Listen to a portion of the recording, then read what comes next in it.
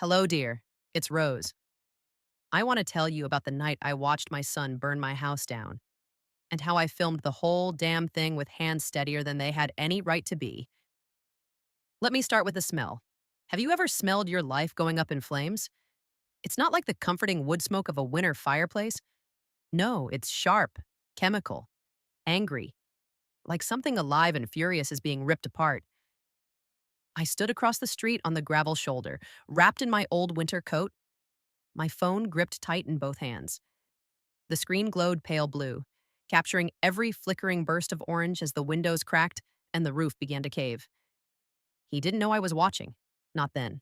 My son, my only child, had parked 2 blocks away. I recognized the taillights of his leased black SUV before he even stepped out. He was wearing that gray hoodie he always claimed was for errands, pulled low over his forehead, and black gloves. He didn't glance around. He didn't hesitate. He moved like someone who'd rehearsed every step. The footage is clear. He walked up the side path like he belonged there because once upon a time he did. He broke the side window with the butt of a flashlight, slipped inside. 7 minutes later, the flames began. He was gone before the fire engines even got close. I kept filming, even as I cried, even as the heat licked across the street and my eyes stung with smoke, even as the neighbors gathered, whispering things like, "How awful," and "I hope no one was inside." No one was inside, not by chance, not by mercy, but because I'd stopped sleeping in that house 3 days earlier, because I knew. God help me, I knew something was coming. I just didn't know how bad it would be. And still, I filmed it all. Because somewhere in me, deeper than the heartbreak, deeper than the shame, a small voice whispered, "You're going to need proof." And I did. Because the story doesn't start with fire. It starts with betrayal. And it starts long before the first match was ever struck.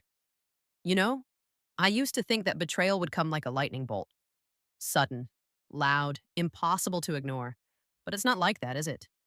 It starts quiet, subtle, like a creak in the floorboards that you tell yourself is just the house settling. My son, Ben, wasn't always this man. I want you to know that. I want me to remember that. He was my curly-haired baby who used to press dandelions into my palms and call them treasure. He was the boy who cried when we put our dog down. The teenager who once stood between me and a rude gas station clerk and said, "You don't talk to my mom like that." He had a good heart once. I raised a boy with a good heart. But somewhere along the way, something changed. It started with phone calls. Less often, then shorter, then replaced with texts. "Busy, Mom. Can't talk now. I'll call you this weekend."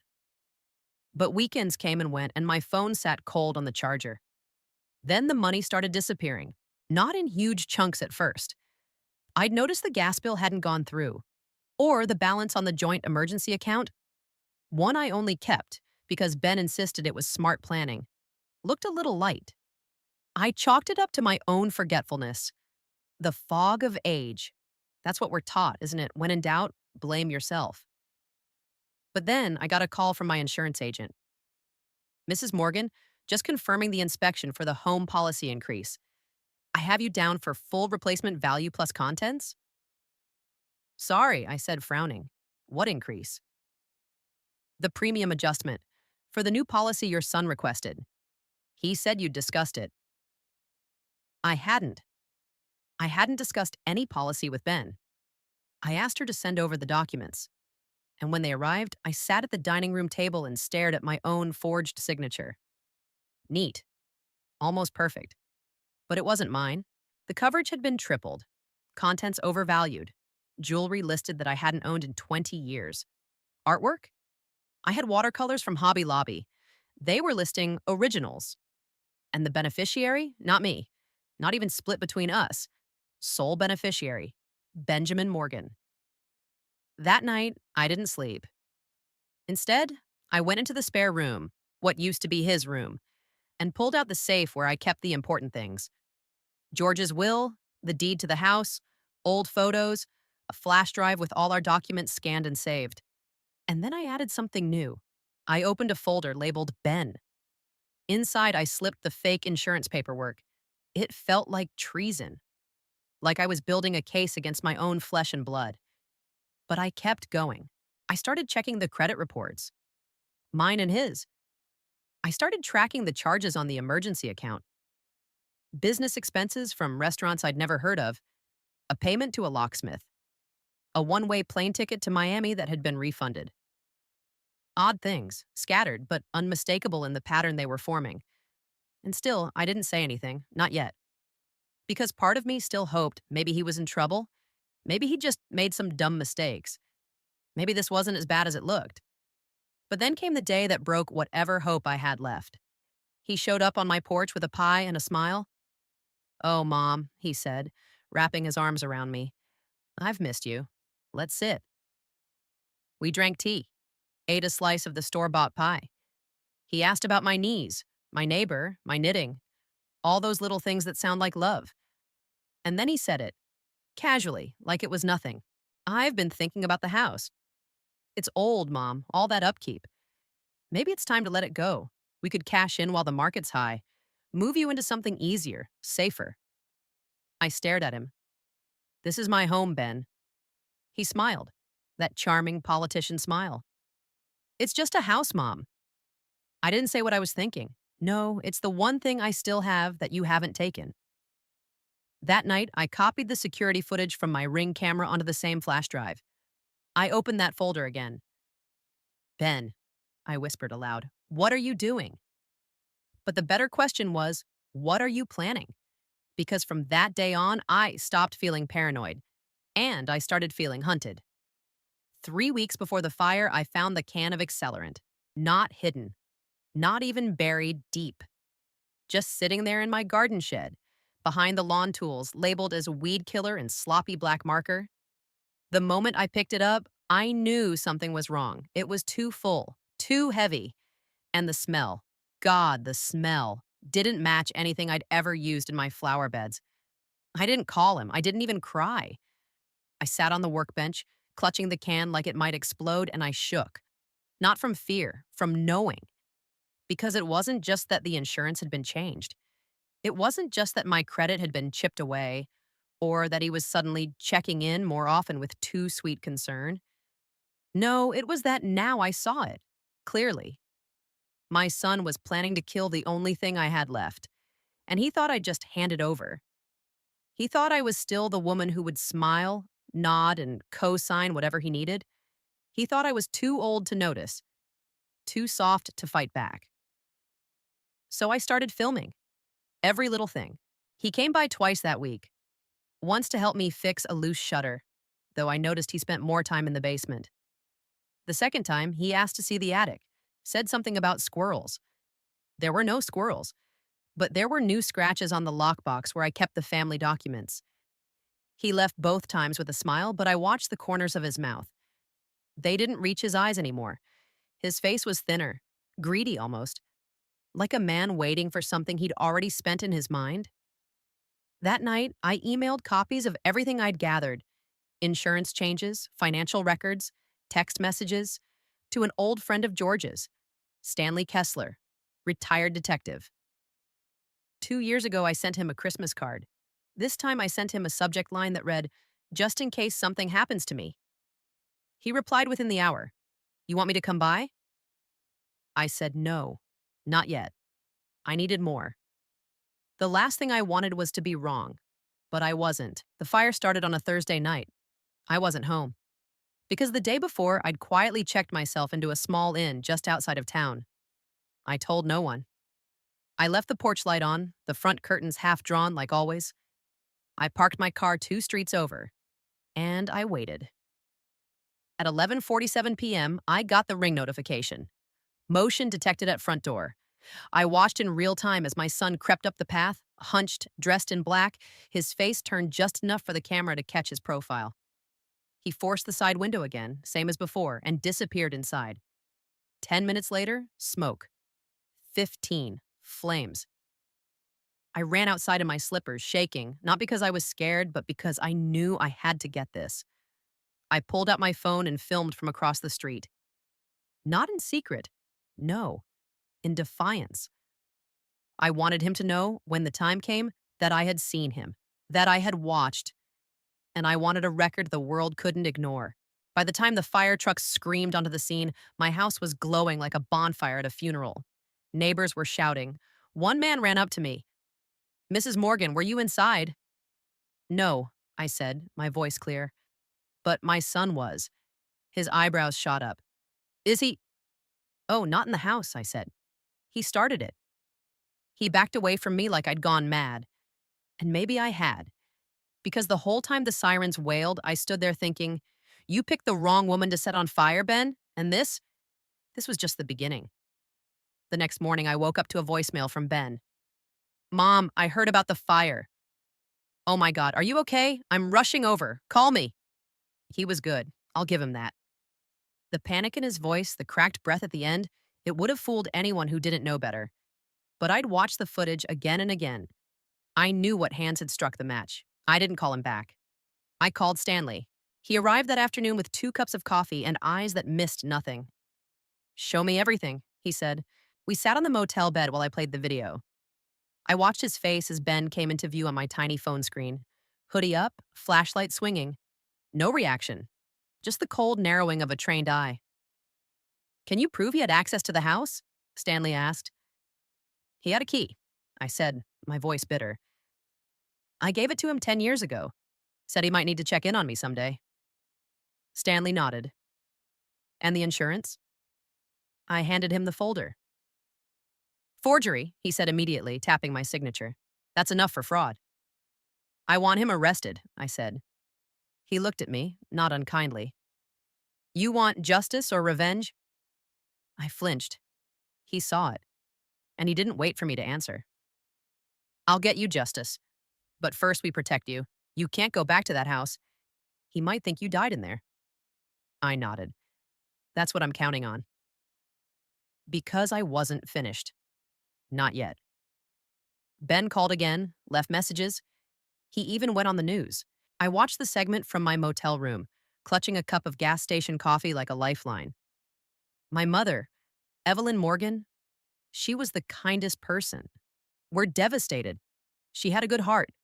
She loved that home. I almost laughed. Not because it was funny, because it was obscene.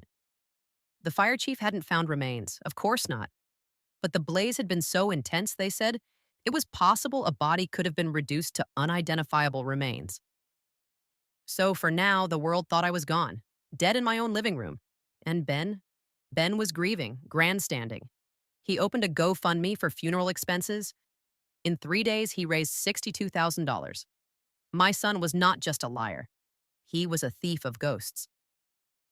Stanley came by that evening with news. I pulled the footage from your neighbor's security camera. Different angle. Catches his face in full when he breaks the window, clean as daylight. He handed me a USB stick. You're sitting on a case that any prosecutor would eat alive, but it's your call. You want to turn him in now? I looked at the flickering motel lamp, the polyester bedspread, the ashes of my life still smoldering in a police perimeter. And I said, no, not yet. Stanley raised an eyebrow. You planning something? Not planning, I said. Preparing. Because I wanted Ben to walk right up to the edge, to dig his own grave with every interview, every crocodile tear. I wanted him to stand on the highest pile of his lies, so I could pull the truth out from under him. The next week, I moved in with Margaret. God bless her. She made me tea and let me cry once, just once. After that, it was action. Together, we built a file thicker than a phone book. Receipts, signatures, timestamps. I called the insurance company. Posed as my own cousin. They confirmed everything. Ben had claimed the payout the same day he declared me missing and presumed dead. He hadn't even waited a week. $450,000. Deposited into a new account I'd never seen before. Under his name, my name, our address. But I wasn't invisible anymore. I was gathering fire of my own. And soon, it would be my turn to light the match. It happened on a Tuesday. Fitting somehow. Tuesdays are the days no one expects anything to happen. Neither blessed like a Friday nor heavy like a Monday. Just a plain, quiet day to burn someone's world to the ground. I didn't dress in black. I wore soft lavender, the color George used to say brought out the strength in my eyes. I brushed my hair, put on lipstick. Clip the gold earrings Ben gave me for my 60th birthday, the last real gift he ever gave me before all of this turned into whatever it had become. Stanley picked me up in a borrowed sedan. No plates that could be traced back to me. You sure? He asked as we pulled into the parking lot of the county courthouse. I nodded. He tried to bury me, now I'm digging myself out. We didn't go in guns blazing. That's not how real life works. We walked through the side entrance, took the elevator to the third floor.